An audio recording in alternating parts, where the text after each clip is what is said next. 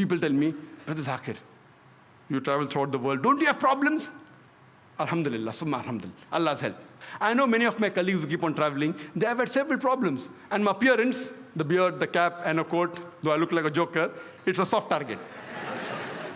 But with God's grace, with Allah's grace, alhamdulillah, I never had problems. I spent time, many a times, with these immigration and police officers. I was there in New York 2 days before 9/11. I just left New York. I was there for 2 weeks. Alhamdulillah, summa alhamdulillah. Good I left.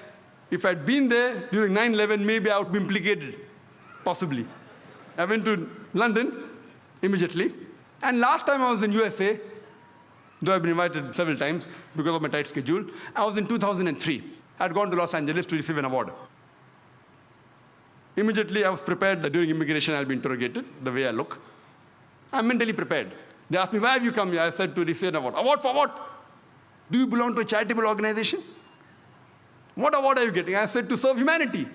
Jesus Christ, peace be upon him, said, speak ye the truth and truth shall free you. I speak the truth. That's why I've got the award. And it went on the long conversation. Later on, I went to the customs, and I purposely say, I've come for an Islamic conference. Islamic conference, go for checking.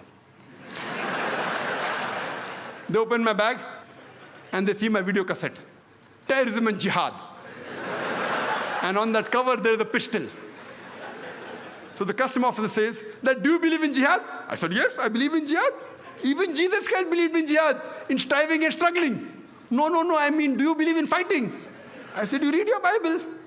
If you read the Bible speaks about fighting. If you read the book of Numbers, chapter number 31, verse number 1 to 19, the book of Exodus, chapter number 22, verse number 18 to 20, the book of Exodus, chapter number 32, verse number 27 to 28, and Jesus Christ, peace be upon him, himself said, in the Gospel of Luke, chapter number 22, verse number 36, that take ye the sword and go and fight. So immediately, most of the custom officers, 8 or 10, gathered together, and they started asking, sir, can we ask you one more question? So I just told my host on the mobile that please don't worry, I'm stuck up here, I'm just doing dawah. I keep on traveling, mashallah. I've been to Australia, to UK several times. By God's grace, time I did spend, not more than a couple of hours. I know many of my colleagues were detained. Many of my colleagues mean my speakers. I'm not talking about my Bombay speakers. I'm talking about the international speakers who keep on traveling. They have been detained, they have been deported. Allah's grace that so far, I have not been detained. I haven't been deported. Maximum half an hour, 1 hour dawah. And I see to it that whenever I get opportunity, I grab it. But I see to it that I quote the scriptures. I follow the guidance of the Quran in Surah Al-Imran, chapter number 3, verse number 64, which says, "Ta'alaw ila kalmatin sawa'in bayna bainakum." Come to common terms as between us and you. So when we come to common terms, most of the problems are solved. This talk, what we're having today, was supposed to be held more than a month back. I was supposed to be in London.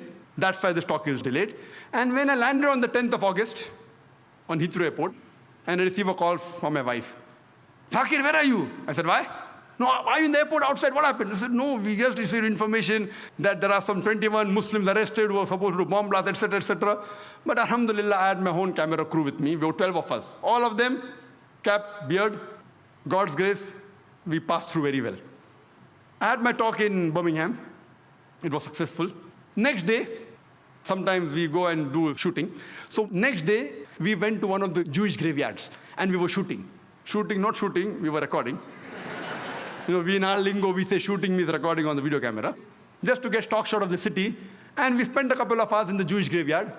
Later on, we went to one of the churches, did the recording shooting, then we went for breakfast, and we came back to the hotel in the afternoon. Then we get information. The police of Birmingham, they're trying to track us down. Maybe some passerby went and complained. They were looking for 7 or 8 terrorists with cap and beard. Who are these people? They had the number plate, and they knew it was a green car. So what they did, they phoned the insurance company, and they tried to find out where we were, and finally they located us in the hotel. But luckily, while doing inquiry, they even happened to speak with the person who I had breakfast with, and he happened to be a very famous politician, Muslim politician.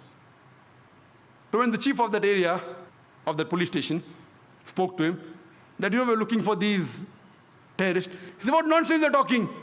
Do you know, 2 months back, I had given a DVD of a person by the name of Dr. Zakir Naik. He said, yes, he's the same person. Oh, same person. Problem solved. The passerbys who had reported, beard is dangerous. Beard, cap, dangerous. You have to be careful. But again, God's help, Allah's help, and I'm safely back here. Otherwise, I wouldn't have been here to give the talk. We Muslims should not be afraid. We should speak the truth, but with hikmah. We have to be careful. Allah says in the Quran, in Surah Nahl, chapter number 16, verse number 125, Udu ila sabili rabbika bil hikmah wal mu'azzatil hasna wajadilum billati ahsan. Invite all to the way of thy Lord with wisdom and beautiful preaching, and argue with them and reason with them in the ways that are best and most gracious. When we speak, you have to speak with hikmah.